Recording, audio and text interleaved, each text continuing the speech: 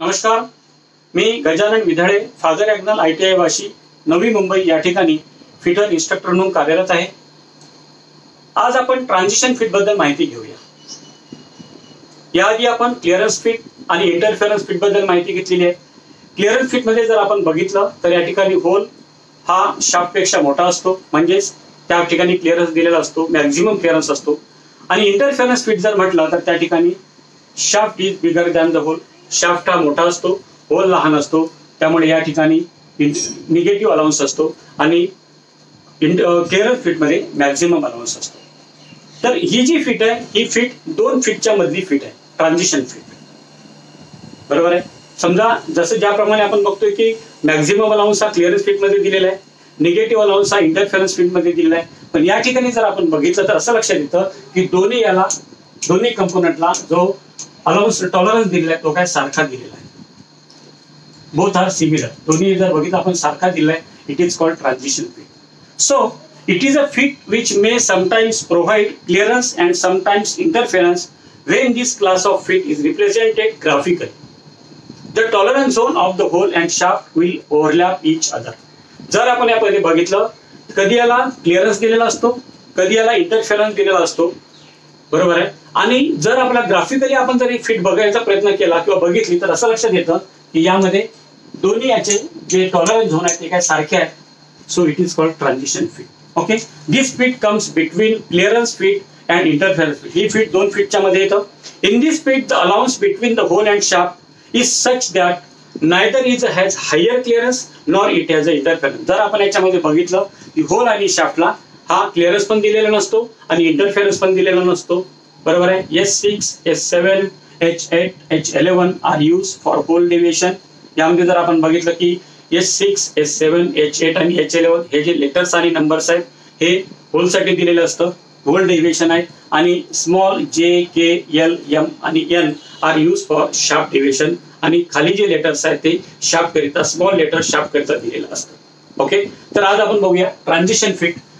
Transition फिटचं जर for example आपण द्यायचं म्हटलं तर यामध्ये बघा आता it is a hole and it is a shaft.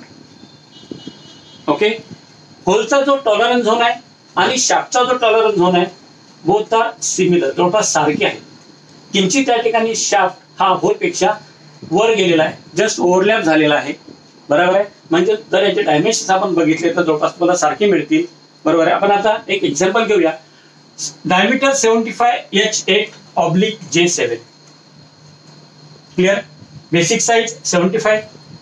H is the fundamental deviation, 8 is the tolerance zone for hole, oblique J7, J is the fundamental deviation for shaft, 7 is the tolerance zone for shaft. Okay. आता प्रथम आपण बघूया hole करिता आपल्याला त्याचं जे H8 आहे म्हणजे फंडामेंटल डेविएशन आणि टॉलरन्स झोन याचे ऍज पर टेबल डायमेन्शन्स काय दिलेले आहेत. यामध्ये मॅक्झिमम लिमिट आहे 46, मिनिमम लिमिट आहे 0. ओके. म्हणजे अपर डेविएशन इज 46 आणि लोअर डेविएशन इज 0. सो जर आपण याचं डायमेन्शन्स काढलं तर अपर डेविएशन ES बरोबर 75 प्लस 0.046 बराबर 75.046. It is a upper deviation or maximum limit. Then lower deviation EI 75 plus 0.000, so 75.00. It is the lower limit or lower deviation.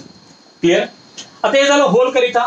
First shaft त्याचं as per table जे दिलेले आहेत value त्याच्या दिलेले आहेत plus 18 it is the maximum, minus 12 it is minimum.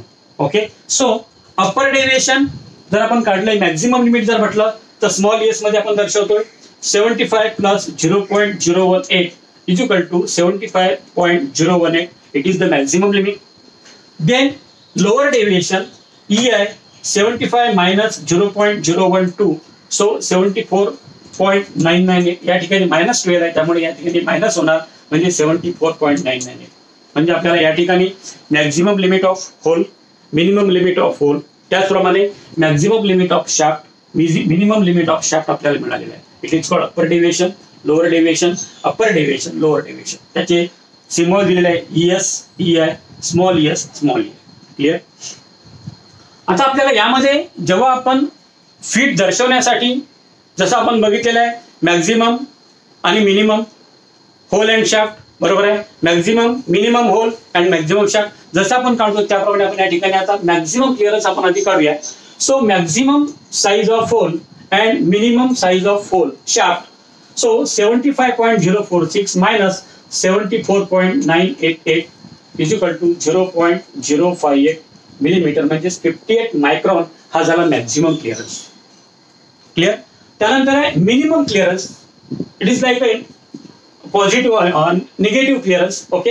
So minimum size of hole and maximum size of shaft.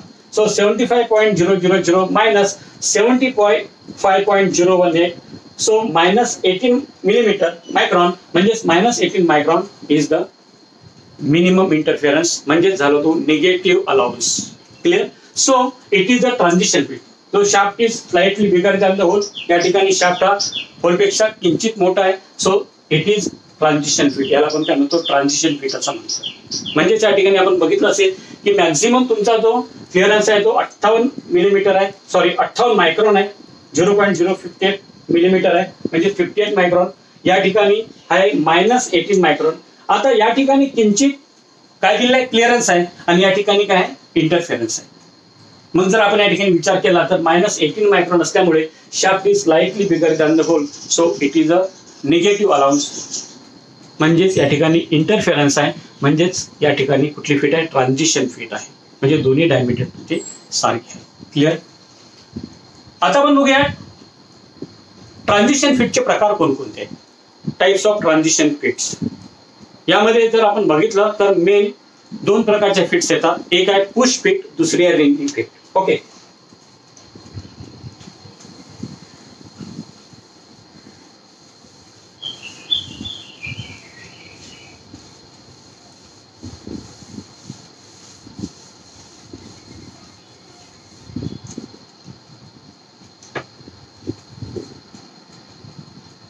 Types of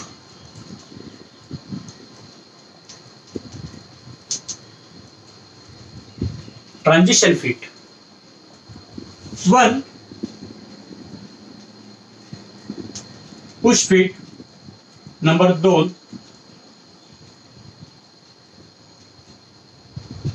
Ringing fit. Push fit. Hole मध्ये shaft manually force देऊन push करून बसवणे. It is called push fit. बरोबर आहे. कारण या ठिकाणी clearance खूप कमी, अलाउन्स खूप कमी आहे. बरोबर आहे. म्हणजे होलचा डायमीटर आणि शाफ्टचा डायमीटर जवळपास सारखा आहे. बरेचदा त्यात किंचित इंटरफेरन्स पण असतो. जर त्यात किंचित इंटरफेरन्स असेल किंचित तर त्या ठिकाणी आपण काय करतो त्याला हॅमरच्या साहाय्याने स्ट्राईक करून बसवतोय. नाहीतर आपण मॅन्युअली सुद्धा आपण त्याला फोर्स देऊन काय करतोय ताकद लावून आपण काय करतो फिट करू शकतोय. It is called push fit. बरोबर. जनरली ज्या ठिकाणी आपल्याला डॉयल पिन असेल, लॉकिंग पिन्स असतात. बरोबर आहे. काही अल्पाचे प्लग्स असतात. जेव्हा आपण एखाद्या होलमध्ये फिट करतो तेव्हा पुश करून आपण ते काय करतो फिटिंग करतोय. त्याला आपण म्हणतो पुश फिट असं म्हणतोय. बरोबर आहे. म्हणजेच मॅन्युअली फोर्स देऊन त्या ठिकाणी कुठले आपण मेकॅनिकल फोर्स लावत नाही. जसं आपण इंटरफेरन्स मध्ये बघितलेलं आहे की आपण मेकॅनिकल फोर्स लावतोय. हायड्रोलिक प्रेशर, न्यूमॅटिक प्रेशरचा आपण यूज करतोय. बरोबर आहे. त्याप्रमाणे आपण त्याला फिटिंग करतोय. ड्रायव्हिंग फिट मध्ये आपण हॅमरच्या साहाय्याने जोरात मारून काय करतो फिट करतोय. पण यामध्ये मात्र आपण काय करतोय की डॉवेल पिन असेल. बरोबर आहे. तुमच्या काही दुसरी लॉकिंग पिन असेल ती पिन जर बसवायची असेल तर किंचित मॅलेट हॅमरच्या सहाय्याने आपण त्याला हळूहळू ठोकून आतमध्ये फिट करू शकतो. किंवा दोन जॉबची असेंबली करताना पुश फिट मॅन्युअली फोर्स देऊन आपण त्याला फिट करतोय. It is called push fit. दुसरी आहे रिंगिंग फिट. आता रिंगिंग फिट म्हणजे काय की लाईक अ पुश फिट. पण यामध्ये आपण किंचित जॉबला काय करतोय फिरवून आपण त्याला बसवतोय. किंचित त्याला ट्विस्ट करतो आणि पुश करतोय. It is called wringing fit. Generally यामध्ये जर बघितलं की पिस्टन अँड पिस्टन रिंग जेव्हा आपण आयसी इंजिन मध्ये बसवतोय. बरोबर आहे. आयसी इंजिन मध्ये पिस्टन आणि पिस्टन रिंग्स असतं. त्यामध्ये पिस्टनवरती रिंग बसवताना त्याला किंचित ट्विस्ट करून फिरवून काय करतात आतमध्ये पुश करतात. It is called wringing fit.